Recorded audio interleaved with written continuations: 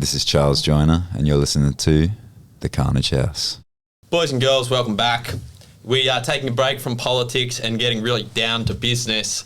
We've got the Australian world champion in a whole lot of areas. He's the World Kickboxing Federation Oceania title holder, World Kickboxing Federation World number 2, CommonWealth champion, South Pacific champion, just to name his pro accomplishments. Charles Joyner in the Carnage House. Thanks for coming in. Back again, where it all started for the podcast journey. It did. And we've also got Alex and Andy as the trusty helpers, the trusty co-hosts alongside. Their face hasn't been on Carnage House that much, but we made them get back in the booth today. How are you guys feeling? I'm feeling really good. It's nice. It's nice to have someone else in the room for once. Who, like for me, when I walk around, I know there's not a single person in any room I walk into that can touch me. So it's nice to have someone who knows that feeling today on the Carnage House. In terms of fighting. In terms of clout, in terms of girls, probably. All right. I agree that the girls wouldn't want to touch you 100% in a crowded room. I get that. But anyways, thanks for having me doing it. I really appreciate coming on. Anyway, thanks, Andy. I'm sure we'll get back to your dating life at some point soon. But first, we're going to talk to Charles. We've got a bunch of stuff to talk about. Charles has been active over the past couple of months in fighting and winning some belts. We're going to talk about that. We've got some fun developments to run over with Charles in just the combat sports world in general, which has really been taken over by some YouTubers, and I'm thinking of putting my hand up at some point soon. And then we got our favourite segments that everybody loves. We got our Alpha Male of the Week, which is Penthouse Magazine giveaway. We've got our fan questions, and we've got our Beta Males of the Week, which is content too hot for YouTube. We only put it on Patreon, and thank you to our Patreon supporters who have supported us along this far. Yes, sir. So, Charles, you come in. You got a bit of bandage action on your leg. You fought about a week ago against I don't know how to. I'm going to get this wrong. I'm going to guess Samad Jahanara. Yeah, I think Samad. I know for sure. Last name. Yeah, Jahanara, we'll go with that. And we haven't actually, I feel a bit bad about this, we haven't actually been able to get to your last couple of fights, but you also had a win in March against, is it Milos Rastovic? Yeah, Milos Rastovic. Another tough unit. Anyone from those Baltic countries you just don't mess around with, I think, in general. Those Serbian, Croat type operators. Yeah, dude, any Slav, we're not fighting, I just feel like I got something to lose when Two rules: you don't fight Slavs, and you don't fight guys with cauliflower ears. Safety tips. Right. And how's your body feeling at the moment? Is your body feeling good? Because I know you have also booked another fight in probably 2-3 weeks. Yeah, 3 weeks today. So yeah, Saturday. 3 weeks. But body's feeling good. Like I think it's just a conditioning thing now. Like after my first few fights, my shins and my feet would just be messed up. But now it just, like obviously straight afterwards I feel a bit sore. Then a few days of rest. Now I feel good. I think my defense has sort of improved and got better, so I'm not taking that too much damage with my shots. But yeah. I mean, when we got to your first few fights, you had a pretty easy time against some of the opponents getting some finishes. Your last two have been decision wins, is that correct? Yeah. How's that been in terms of, it obviously means that some sense that you're fighting higher caliber guys. Yeah. How are you feeling in terms of your progression as a fighter against the higher level opponents?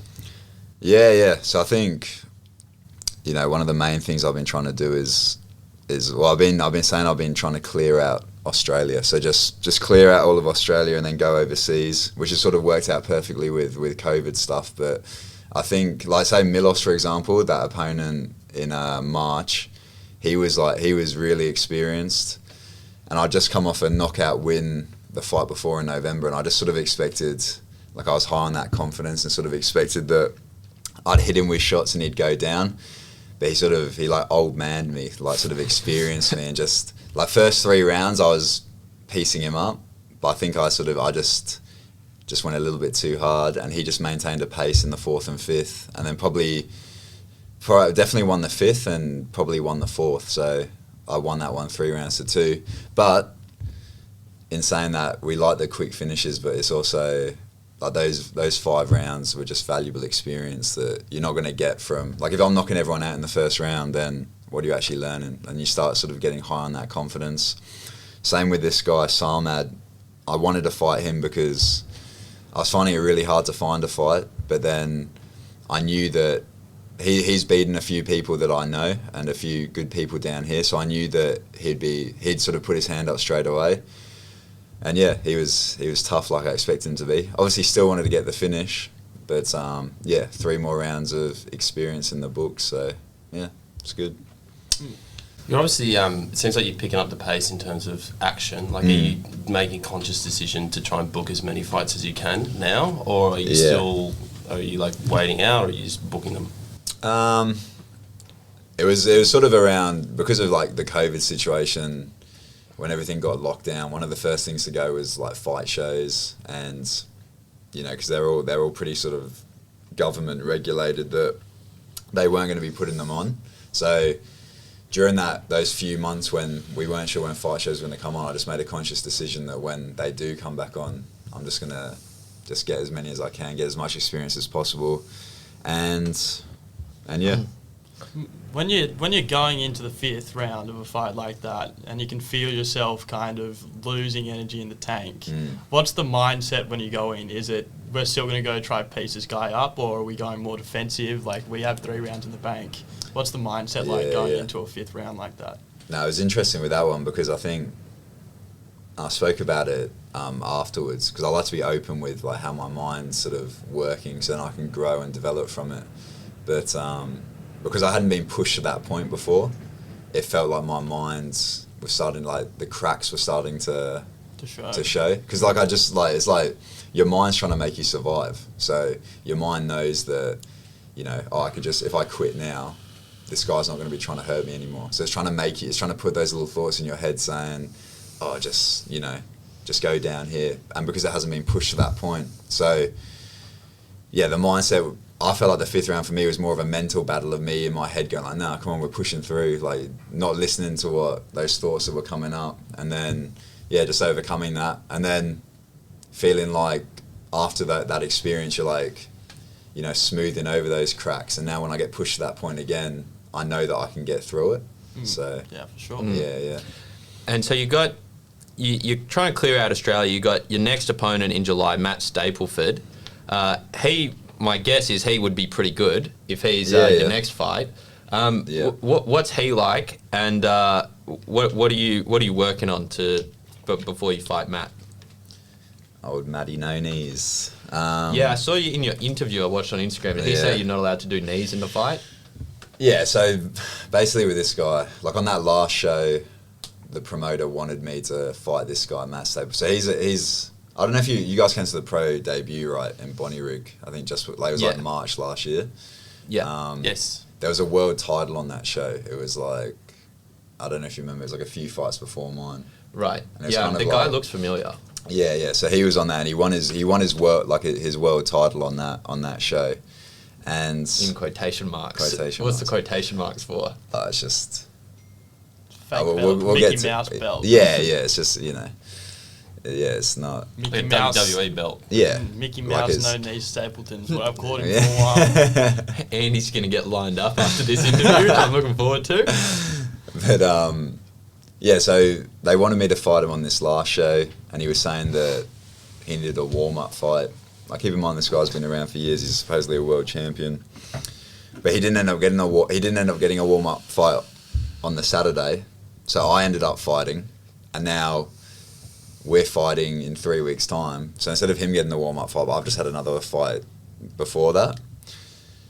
So it's like it's just a funny situation where he was just trying to duck me a bit, but then he sort of got strong-armed into fighting me in 3 weeks' time. Didn't want to put his world title on the line, and he's actually a training partner of Milos, and I hurt Milos a few times with my knees. So Matt said he'd only take the fight if we fought with no knees. So is that standard at all, or is that like how unusual is that? It shows the mentality, doesn't it? Because it's like in my head. In terms of like the actual number of fights where kickboxing where there's no knees, what percentage do you reckon would be? There's different disciplines of it. so there's different disciplines of striking. Like there's kickboxing variations where you can't throw leg kicks, like it's all above the waist, or there's variations where you can't throw knees, it's just hands and hand kicks. So, I mean, in Australia it's not that popular. It's more K1 or Muay Thai, and then obviously MMA, boxing. To be fair, his world title is in the variation of kickboxing with no knees. But then my point was, well, if we're going to do that, Put the title on the line. Put the title on the line, but he didn't want to do that either. And we're fighting the exact weight that his title is. So for me, it just showed the mentality of it, because it's if I'm fighting someone that's got, you know, say a big right hand, I'm not thinking, oh yeah, mate, I'm only going to fight you if you put your right hand behind your back and tie it up and don't use it. I'm thinking of how am I going to, you know, shut that right hand down and then take your best weapon away and beat you with why you've got that best weapon. Does he? But is there not someone from the body saying, like, you're fighting, you got to put the title on the line, like defend or vacate? Nah, it's all... Or is it just because it's not a Bit real of politics. belt? Like, Do we need to go and do our own political hackery inside the Kickboxing Federations? Yeah, I think you could, because it's still at this like low level stuff. And that's why I say like world champion, because it's not like, you know, it'd be like, say, someone in MMA fighting for a world title here and then claiming they're the world champion, but you know true and well that the UFC is the world champion. So you're not you're not really a world champion. You've just fought for a world title in this specific organisation, and of course there's politics involved. So, but my thought on it was just like, yeah, okay, whatever. Take away, you know, that weapon which I use effectively in a fight, and all it's going to force me to do is level up and make everything else stronger. And then when I beat you without using that weapon, what are you going to say now? So. Yeah, well, your knees have featured pretty strongly in some of your previous fights. Now they are some quite sharp weapons. But so in terms of clearing out Australia, is Matt kind of the last guy on your Australian list before you'd look to go more international fights?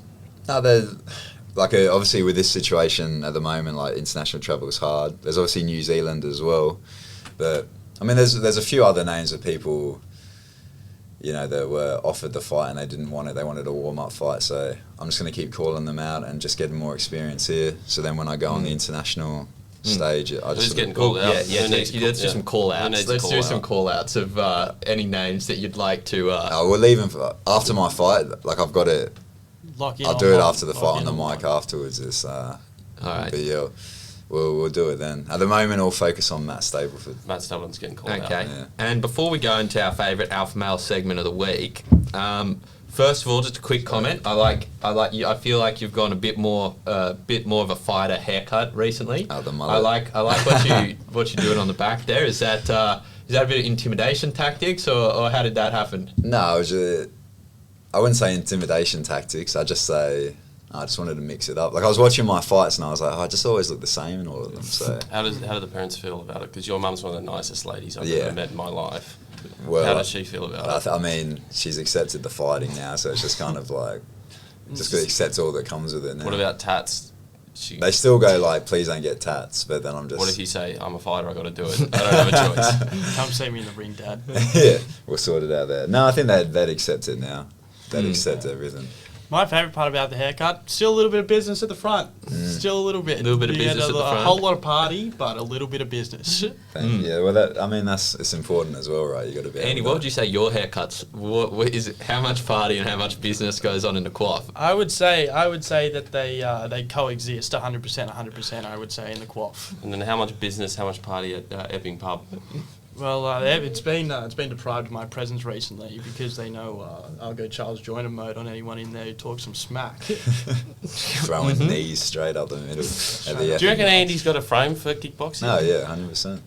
Do you reckon he has the mental... You've coached him a little bit in basketball, haven't you? Or High jump. High jump. Do you reckon he has the mental toughness to do anything for an extended period of time? Well, when you knew me at school, did you think I had the mental toughness to do it? Yeah, bear in mind, me and Charles, we went and took out the biggest athletics carnival in the Southern Hemisphere together. So you don't be talking smack about me and my Triple Crown winnings. We've gone to war together. Little athletics down at Barton Park. One more thing, let's just quickly touch on, well, I guess the reason actually you came over today was to pick up some podcast equipment and the podcast that we're doing now is just something convenient. But what's your hopes for you're going to record a few things this weekend or in the coming days? What can people look out for? Yeah. So we're going to start doing a podcast. So with my good friend Marty Strong, another old Kings boy, another high jumper as well. But we've just been talking about doing a podcast for a while, and I mean, if people have listened to me speak before, I like talking about mindset stuff and all stuff like that, and linking it to fighting and just life in general. So the main focus will be on that sort of stuff, and not from the viewpoint of saying that I've got it all figured out, but just that the podcast will be like a learning sort of experience for us as well. Come along for the ride. Yeah, exactly. See the whole journey unfold. Very good. I like that a lot. Are you doing it topless? Because I know Marty likes to get his gear off. Because Marty's got a better rig than me, so I think we'll keep the clothes on. But we're not filming the first few, so Marty helping you dodge any of the juice regulations in the in kickboxing. No. No. Love your work, Marty. Now, Alpha Male of the Week. This is one of my favourite segments. Quick shout out to our one of our sponsors, Penthouse Magazine. This is the autumn issue. That's why you got some red and orange colours on the front with two girls kissing. It's Penthouse Autumn Edition. That's how it goes. Quick scroll through. You can see what you get. You get some nice photo sets. You get some great articles, high quality, killer journalism, which you actually won't find anywhere else, and we give it to the person who has commented and submitted their Alpha Male of the Week on our most previous YouTube video. So if you want to win Alpha Male of the Week and get sent a free Penthouse copy, what you need to do is submit who's your favourite Alpha Male of the Week in the comment section below of this interview, and on our next one you will hear who won from the previous week. I know we have a high IQ audience, so I hope you can decipher that. The guy who won last week, his name, or his YouTube name at least, is Fred Stockman. His Alpha Male of the Week is definitely Mel Gibson for being an absolute Chad and not visiting Epstein's Island. I'm very happy to award this Alpha Male of the Week award. I don't know how much you went into that Epstein rabbit hole. You heard of the name, Jeffrey Epstein? Yeah. The island, yeah. Yeah. I mean, I didn't. I saw a few things and then looked into it a bit, but well, that's a rabbit hole that our viewers can go down if they so choose.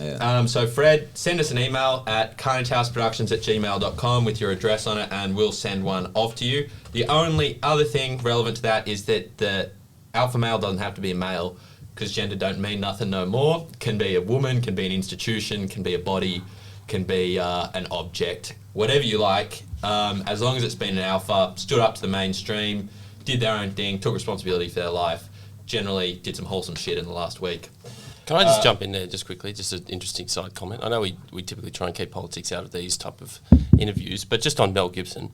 Mel Gibson actually, because he got in trouble big time, he got blackballed by Hollywood essentially a fair while ago for making anti-Semitic comments. Then basically they were so bad that there are parts of the Middle East, the more anti-Semitic parts of the Middle East, where the women have shrines with Mel Gibson on it. Really? Because he made, in public, very anti-Semitic comments, and they actually have full shrines with Mel Gibson on it. Well, Sari was telling me. Looked up what the comments he made were, in case he made some bad ones that I've just endorsed. But that's all right. We take some risks on this show. But we can separate, you separate certain actions from who someone is. So. That's it. We can bleep it out anyway. You can be a Chad one day and a beta the next. Yeah, 100%. Yeah, you can get an alpha male and a beta male award. There's no reason why you can't do both. Now, next thing I want to talk about, we've had some fun developments over the past few months in the world of combat sports. We've seen YouTubers come and make hella money putting on some fights. And you know what? The headline has obviously been Logan Paul and Jake Paul and their fights against Floyd Mayweather, Ben Askren, a few others, even Paul Gallen recently fought against Justice Oni. I don't know if that's how you say his name. Huni.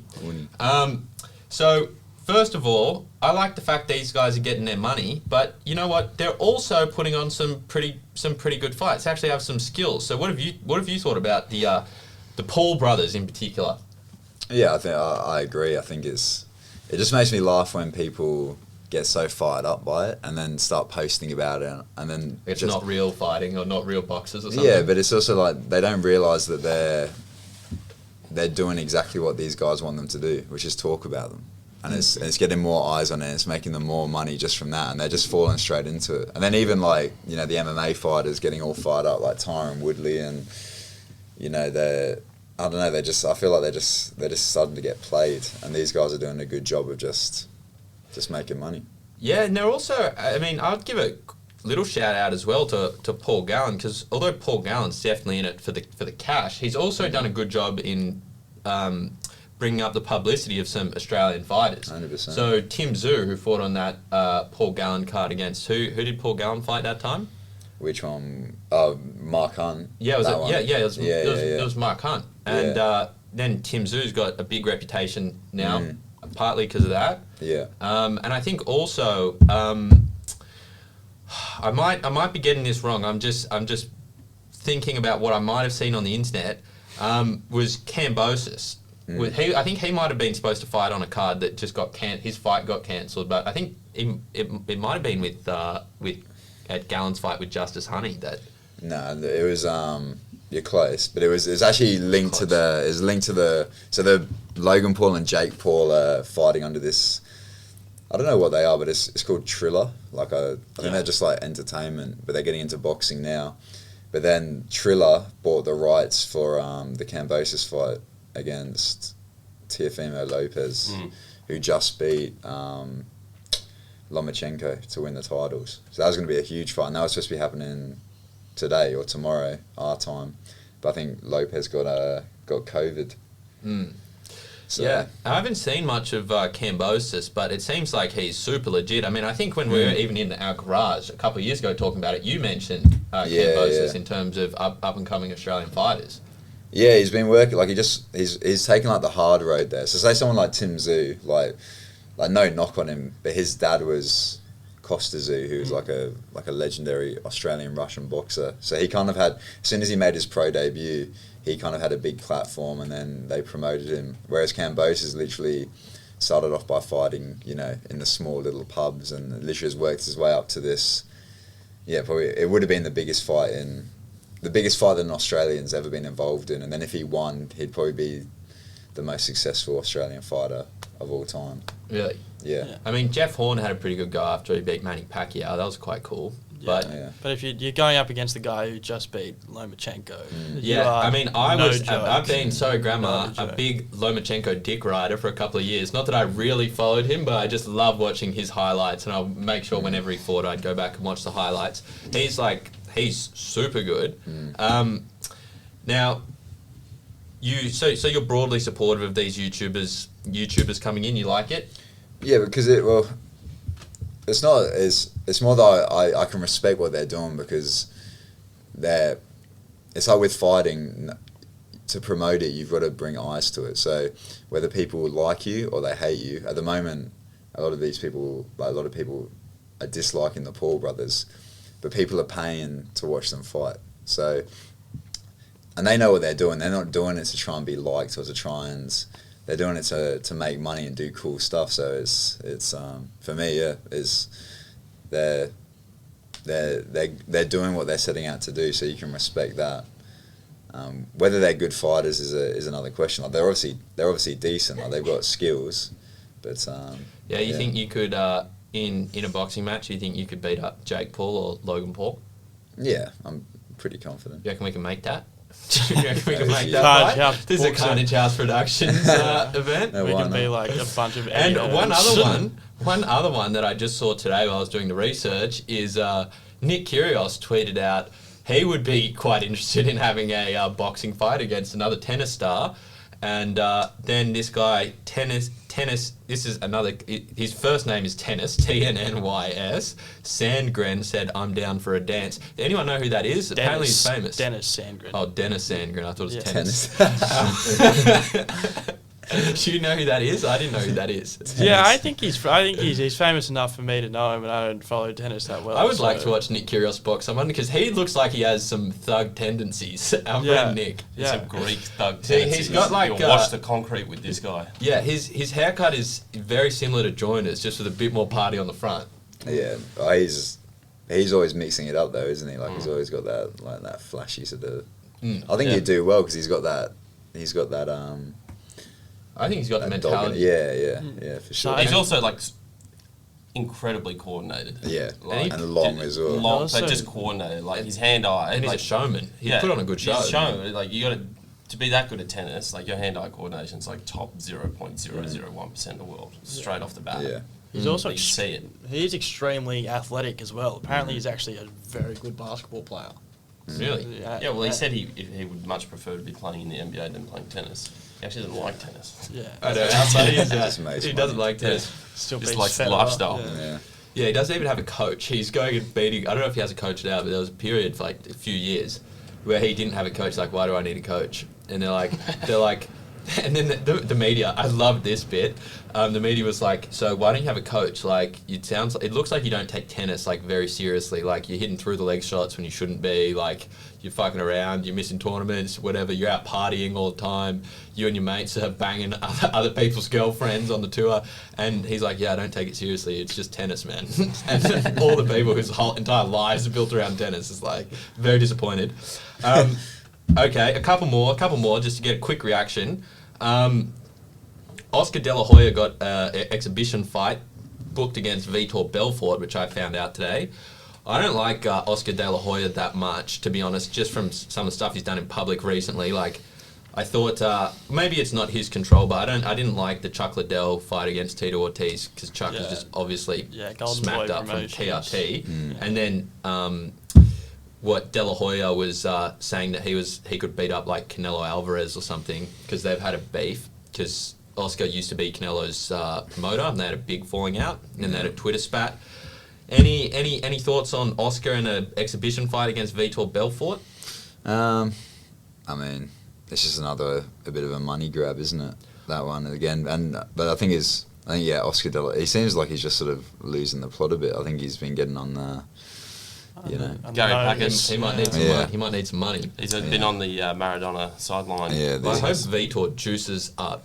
I think he already has. Fight. He looks pretty. I hope he gets on all sides of TRT and whatever else would you be in favour of, for example, for those boomers who do want to have a bit of a scrap like those guys, would you be in favour of, for example, a no prohibited substance league equivalent, where they say you can get on, everyone signs a waiver.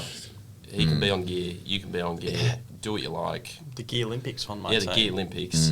I mean, they're out of their prime.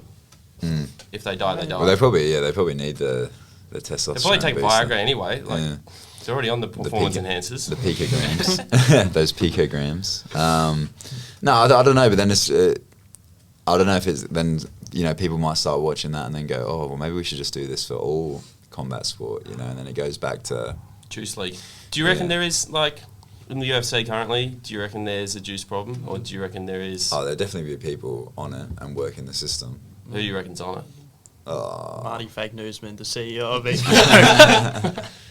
Well, yeah, I don't know. It's Some people do have crazy genetics. Yeah, like Romero.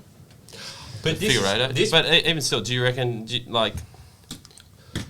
hold on, but in any of the gyms you've been at, or that you visited or you trained at, have you ever been in a situation where you feel like there are guys? Oh, you hear stories. There's definitely people.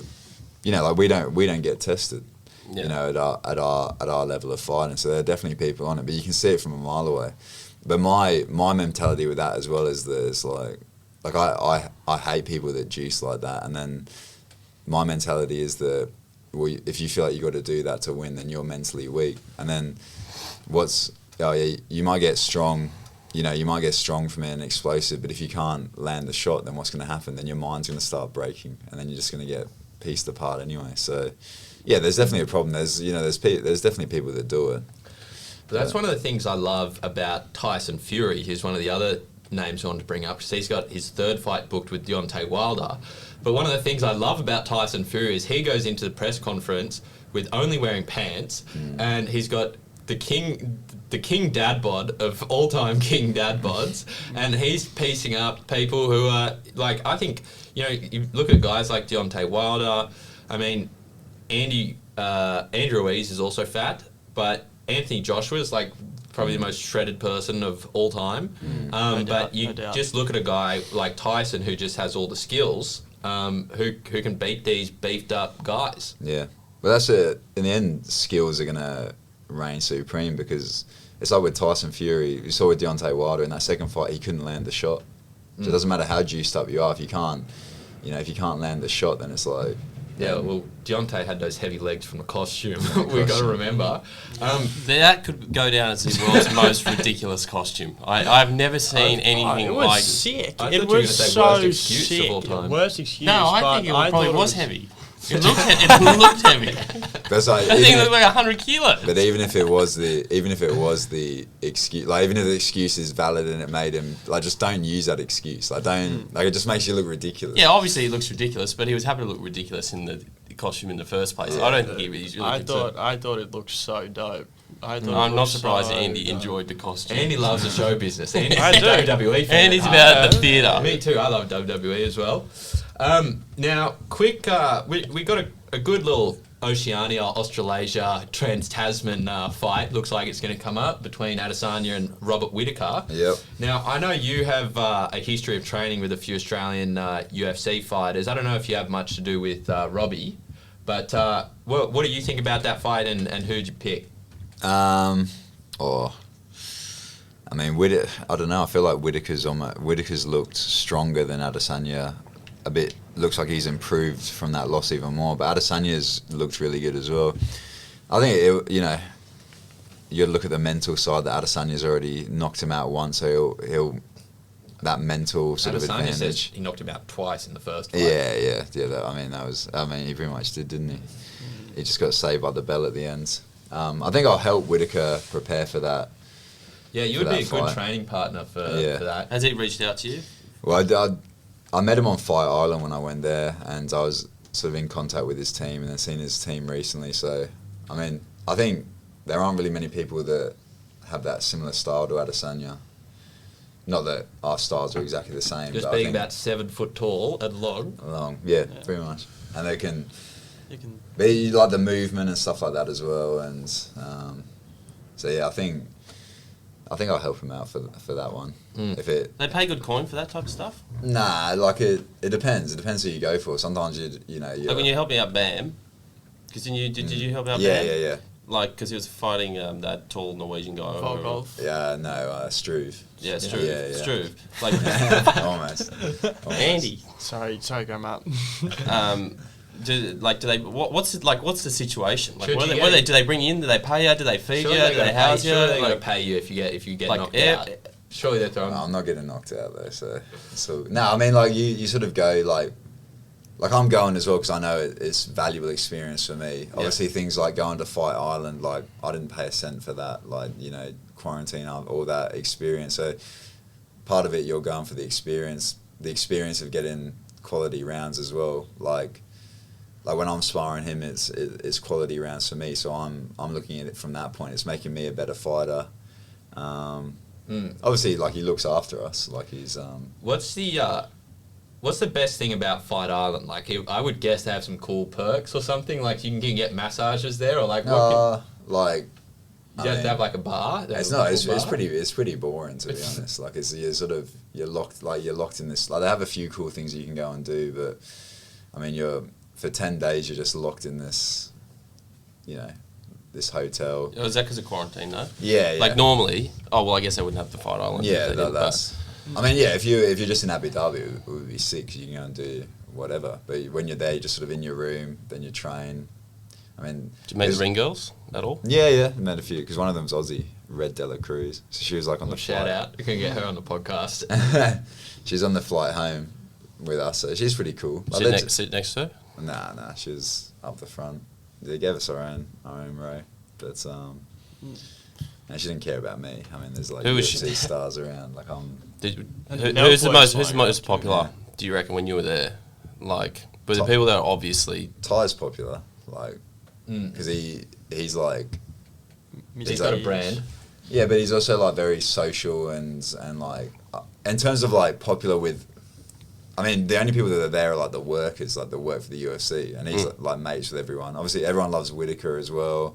Like for the weigh-in, the weird one was when Khabib had a really hard weight cut, and then he came in a bit late. There's like everyone was sort of just like waiting for the weigh-in and just like relax and talk, and there's a bit of noise. As soon as Khabib walked in, it was like the noise just got sucked out of the room. Like it just went dead silent. Everyone was just like, and that was like everyone. Like really? Even like. That's why, and I mean, they probably didn't even like consciously realise, but I was just sort of watching and saying, like, he definitely had an energy about him. Was it a bit surreal seeing him in real life? Yeah, it was weird. You Yeah, fangirl out a bit. I tried not to. I tried to play it cool. Like Dana, like when we were just walking down the lobby, like Dana White was just walking the other way, and we just sort of like, I shook his hand, just try and play it cool. Is he a nice guy? Yeah.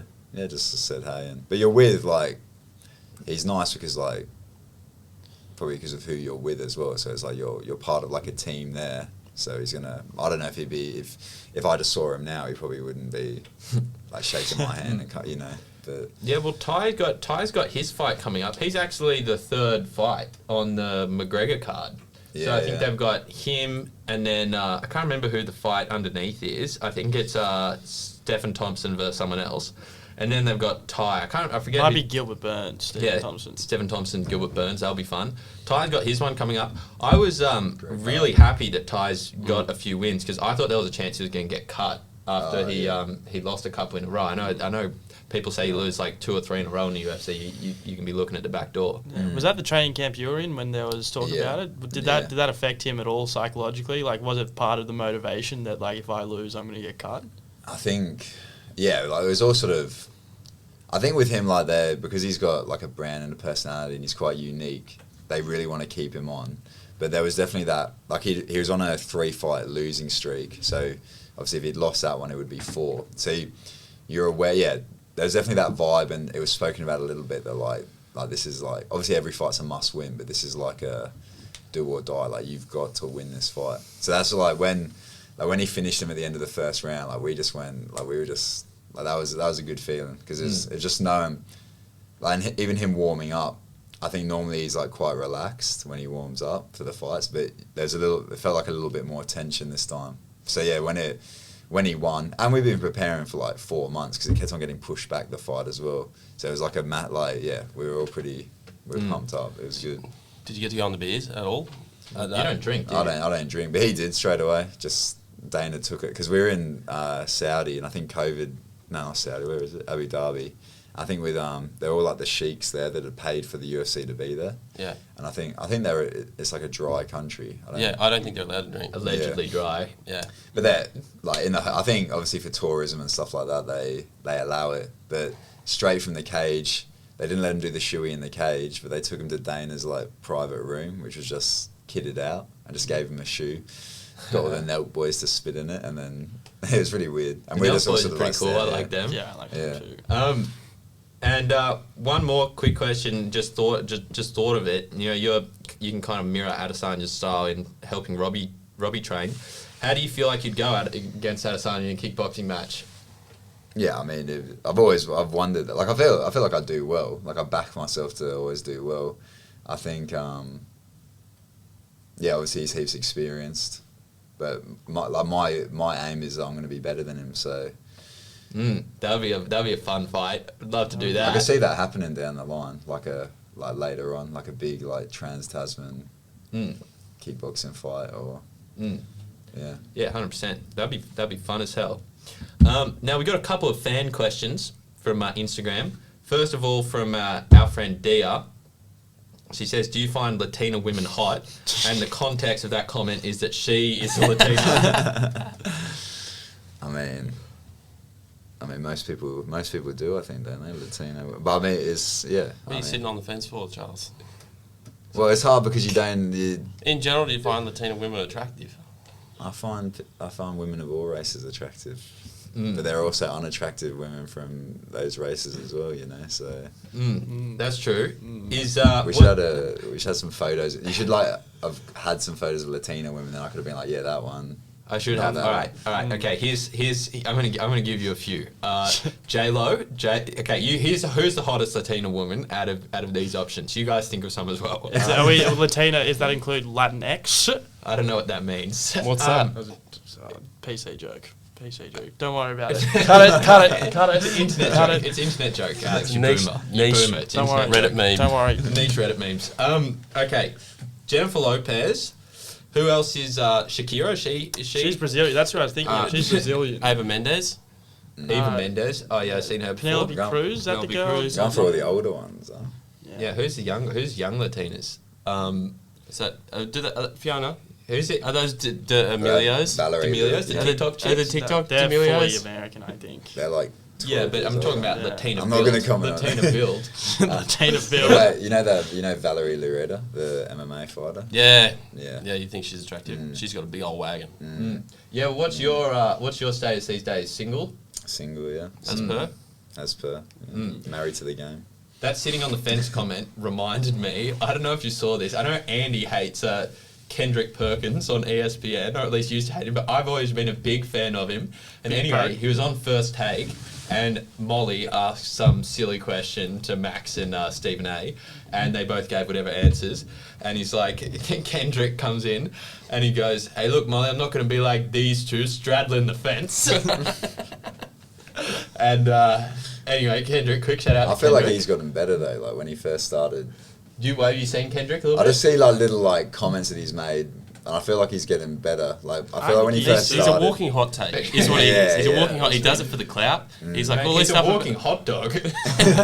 All he does is he's like, yeah, I held that OKC team together. Like I was a recent Boston one. Like, yeah. And you know, all these tweets from now on, when he like, says some ridiculous take like Trae Young's like the second best player in the NBA or something of that type of nature, he goes, "Carry the hell on" after every tweet. Yeah, because well, I mean, for people at home, Charles used to play basketball at school, same school we went at. You still follow a bit of basketball or not? Yeah, here and there, not as much as I did, but yeah. Very good, very was good. there going to be a follow-up question? Yeah, I, Or was, I thought he was going to leave. Just the. Where were you going? Mate, look, What you know about that- other sports? You know, Do you watch Charlie's baseball? training his fighting. I'm training my hosting abilities. Dougal's working on. We're on the grind. They're trained But yeah, we Monaco. didn't decide. So we had Ava Mendes, Shakira, we'll chuck Shakira in. Shakira. J-Lo. Fiona's got the hottest Latina women. Mila Kunis. the Modern Family. What's her name? Oh, Sofia Sofia Vergara. Yeah. She's all time. They're all. Because they don't age. I mean, It's like the older generation, though, isn't it? Who do you reckon I'm younger gonna go with generation? Valerie Lureta. Valerie Loretta. All right. Would you let her put you in a triangle choke? From bottom? Triangle. Yeah, from bottom. Or top. You don't What about a discriminate. triangle? Just one of these ones, just come in, the arm goes across. I actually thought about this too much. One more fan You get question. snapped like a twig, my boy.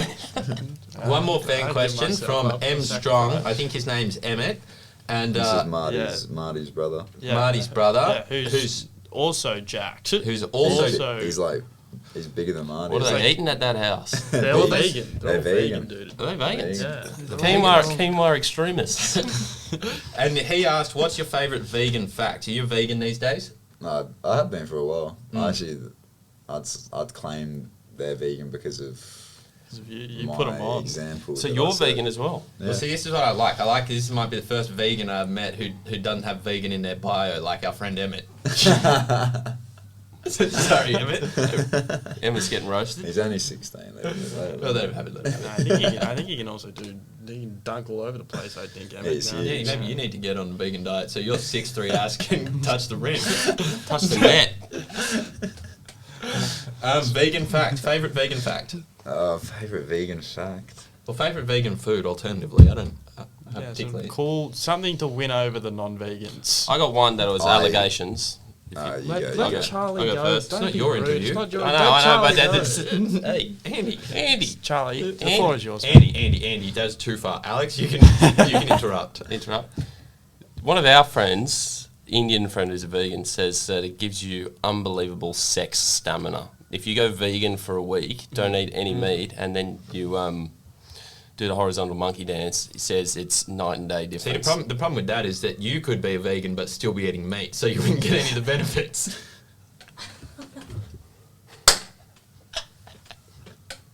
How long have you been waiting to pop that one? Top of the dome. In the last 10 seconds. Yeah. Confirm or deny, Charles? With defined stamina, what are we talking here? Talking Are we quite, talking quite, like it was a quite, Usain- Five of the best. It's a world like a champion. It was quite- Usain- it was- like a Usain Bolt 100 they were meter saying, they were sprint. saying that you can, I think the term was F like a horse. I think that was exactly the phraseology used. That's disgraceful. I mean, I wouldn't attribute that to the vegan diet, 'cause Alpha Been doing male this is- for a minute. I've been doing this for a minute. Yeah. Oh, all right. All right, what would you say, Charles? Number one benefit or to win over the non-vegans? Well, what is your favourite vegan fact? Well, I guess my favourite one would be, and to win people over, well, that I've been a vegan for 3 years and I've been knocking people out. So that's a pretty good fact. It's convincing. It's a convincing argument. That is a nice fact. Do you reckon on average vegans knock out more people than non-vegans? I mean, you'd have to look at the how many vegans there are, and Vegan Do you knockout reckon? power. Do you reckon vegans on average get in more fights because they tend to annoy people with how much they talk about being vegans? They might get in more fights. But you only know about the vegans that are talking about being vegan. Are there any famous vegans? Charles Joyner, right here. Charles Joyner. I don't know. Yeah, I'm sure there are. There's people going for it. I'm sure there's a very good Instagram community of white vegan girls preaching wellness and well-being. I think that's Maybe some that- fertile ground for some. Andy, why don't you go vegan for a month? Could You're be a doing all pick-up the strategy for yeah, Andy. that's what Well, I'm why do saying. you think Emmett's got it in his bio? Yeah, I'm sure the girls do like it. I'm sure the girls like it. Congrats, Emmett's playing 4D chess out here. Emmett's got. There's levels to his game. There is. There's levels and layers, isn't there? All right, and to stop that dribbling, we're going to wrap up this first main segment of the podcast before we get to our Beta Mail of the Week segment, which is only on Patreon. So thank you very much, very boys and girls, for sticking with us. Andy and Alex, the co-host. Yeah. So. That's an That's an nod to invitation. you.